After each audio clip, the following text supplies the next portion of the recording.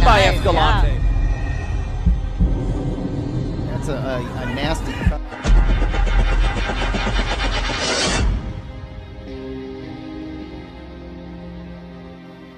Karamihan nga po sa ating mga Pinoy, especially lalo na pagdating sa boxing, ay likas ang hindi gaanong katangkaran kumpara nga sa mga nakakalabang mga dayuhan. Kadalasan pa nga ay minamahina, kinukutya, ganyan ang kalimitang kanilang ginagawa sa ating mga kababayang Pinoy boxer. Pero saan kayo? Kung bugbugan at basagan lang din naman ang mukha ang paglalabanan, ay hinding-hindi nga po magpapahuli ang ating mga Pinoy fighter pagdating sa ganyang laban. Oh, he has beautiful face. That is the most spectacular one-punch shot. And Cotto is hurt by that knockdown, where he wasn't hurt by the first one.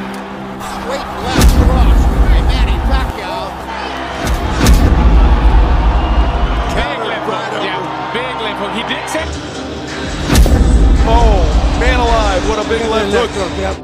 Another nice uppercut. Oh, yep. Wala na. Yun na. Wala. Bir soğuk boşa. Herkes bitir diyor bakın seyirciler. And I think it's out. It's over. That's it. Oh, what a...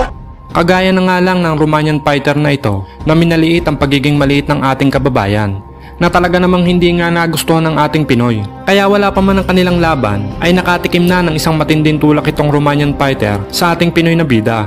Pahiwatig na hindi niya pwedeng basta-basta barakuhin ang ating kababayan. Matapos ang tatlong sunod-sunod na impresibong panalo ng kababayan nating si Bruno Escalante. What he does, but more than anything, I like this focus.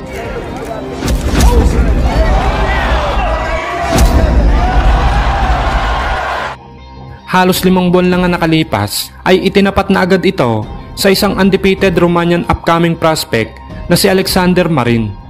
At para nga po sa inyong kaalaman, itong si Alexander Marin ay may malawak na karanasan sa kanyang amateur boxing career na sa 124 fights ay may 12 lamang siyang naging talo.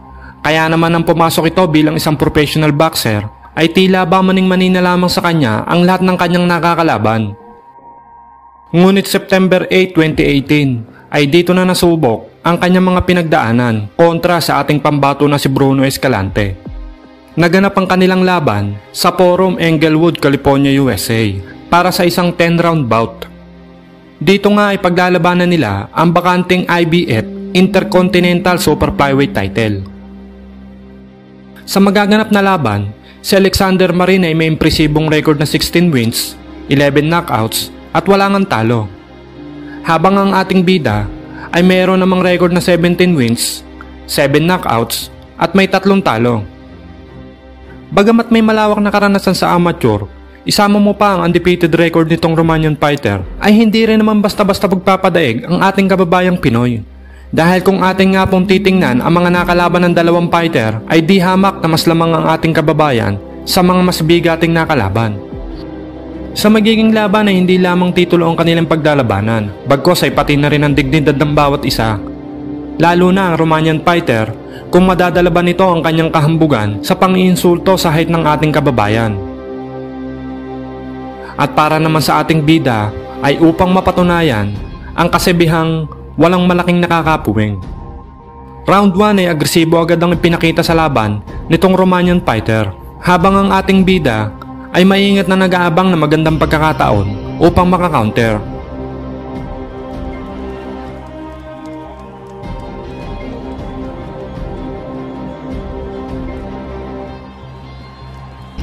Sinusubukan naman sumugod nitong si Bruno sa Romanian fighter, subalit talagang mahaba ang galamay ng kalaban, kaya naman hirap itong makalapit.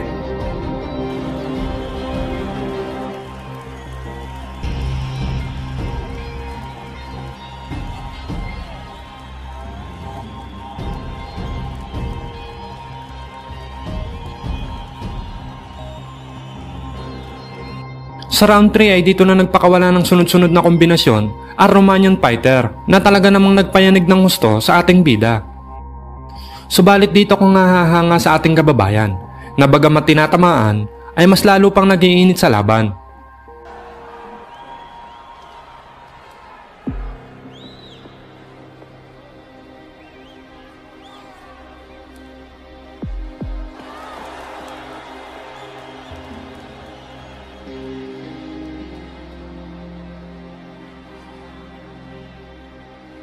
Sa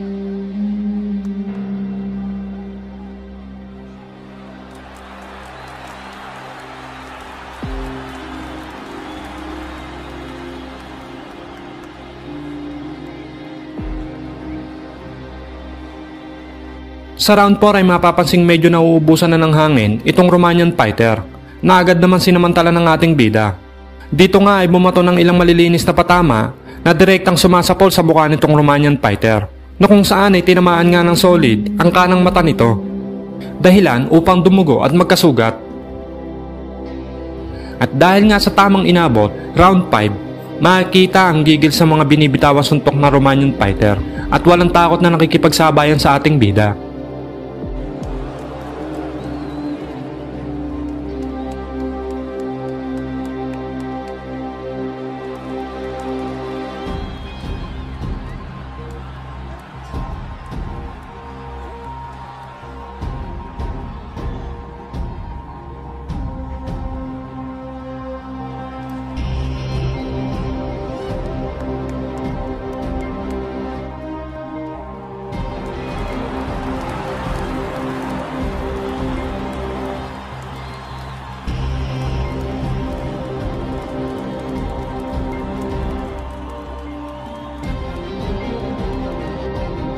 At sa round 6, sa kabila ng mga sunod-sunod na pag-atake nitong si Alexander Marin, ay tila baliwala lang naman ito sa ating Pinoy na bida na para bang hindi tinatalaban at wala halos galos ang muka.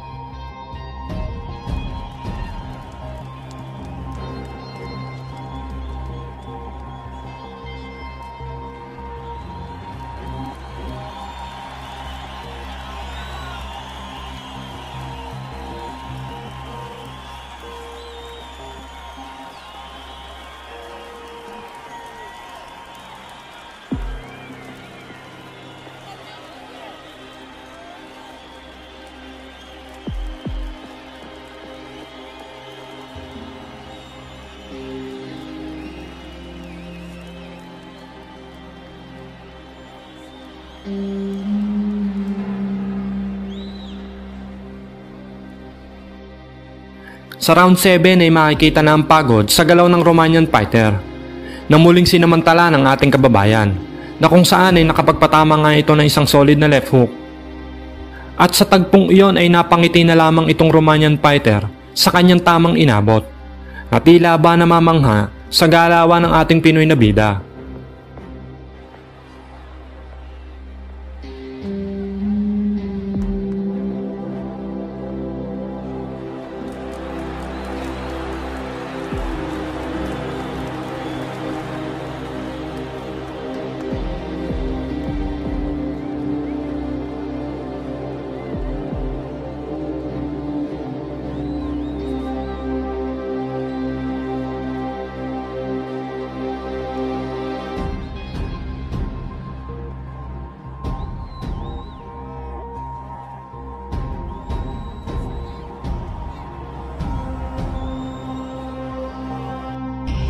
Sa round 8 ay makikita na ang mga pag-asa muka nitong Romanian fighter. Halatang iniinda ang mga suntok ng ating bida.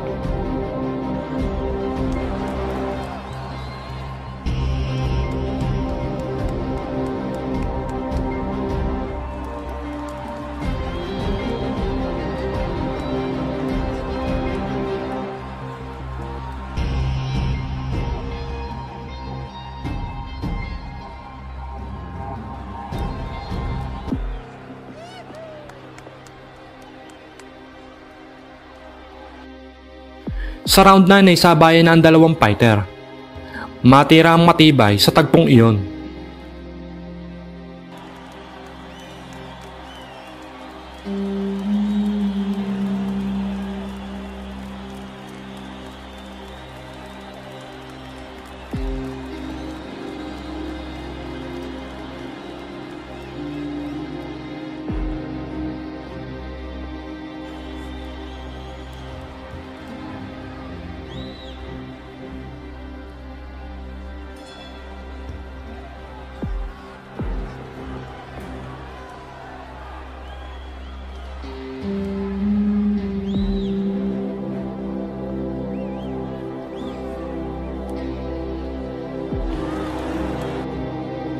At pagdating nga po ng round 10 ay salpukan pa rin umatikabo ang dalawang fighter. Dito na nga malalaman kung sino ang magtatagumpay.